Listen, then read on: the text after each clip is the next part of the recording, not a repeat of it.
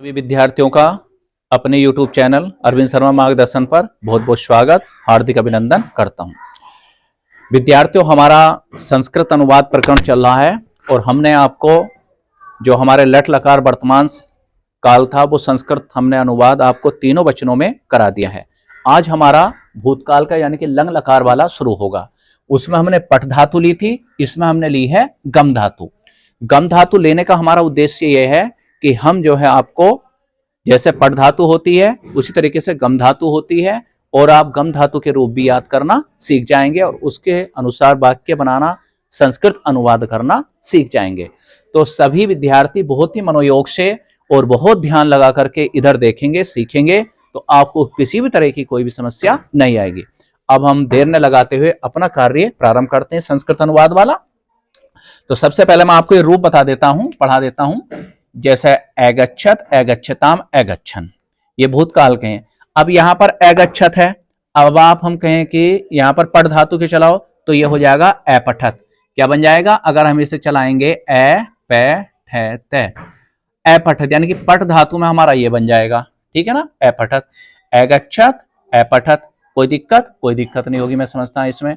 इस तरीके से एगच्छताम, अपठताम हो जाएगा उसमें।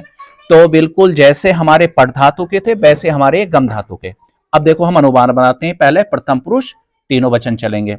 हिंदी लिखेंगे इसकी हम, बह गया था, तो बह की संस्कृत क्या होती है? सह, ठीक है।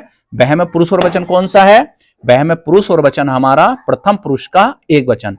क्या है? प्रथम पुरुष का एक वचन। तो बह की संस्कृत सह, तो जाने की होगी एगच्छत, सह एगच्छत।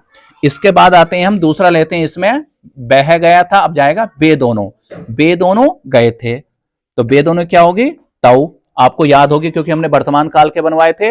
यहां पर जो हमारा सर्वनाम हो रहा है उसमें कोई भी संस्कृत हमारी परिवर्तित नहीं हो रही।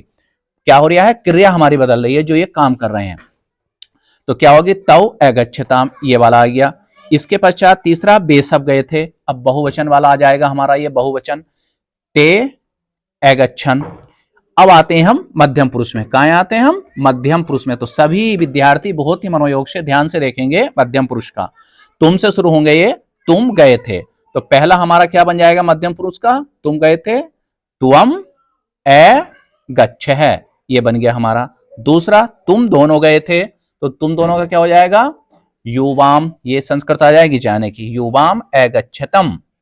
फिर हो गया, तुम सब गए थे, तो तुम सब की संस्कृत आपको पता ही है क्या होगा? यूयम। और फिर क्या जाएगा? ए गच्छत। इसके पश्चात हम आते हैं, अब ये हमारा उत्तम पुरुष आ जाएगा। उत्तम पुरुष के मैं से शुरू होंगे, मैं गया था। अब देखो इसकी संस्कृत क्या बनी? मैं की होती अहम और गए की क्या हो जाएगी? ए गच्छम है, ठीक है, ए गच्छम। उसके पश्चात हम दोनों गए थे, हम दोनों की संस्कृत हो जाएगी आवाम ए गच्छावह। उसके पश्चात है हम सब गए थे, हम सब गए थे, तो क्या हो जाएगी इसकी? वयम, हम सब की वयम। और जाने क्या हो जाएगी? ये होगी, देखो जाने की गच्छामः। तो इस तरीके से हमारा जो है ये बन गया, ठीक। तो सारे हमने आज ये तीनों सीखे, तीनों वचनों में और तीनों पुरुषों में हमने भूतकाल का ये सीखा, लंग लकार का, ठीक। तो मैं समझता हूं कि सभी विद्यार्थियों की बात समझ में आई होगी। यदि कोई आपको समस्या आती है, कहीं आपको कोई दिक्कत आती है, बात समझ में नहीं आती है, तो आप कमेंट्स बॉक्स में आप मुझे लिखना और आपके प्रश्नों का मैं उत्तर दूंगा। ध्यान से आप इसको एक बार मनोयोग से इसका अभ्यास करोगे तो आपको ये बहुत ही सरलता से समझ में आ जाएंगे। जय हिंद।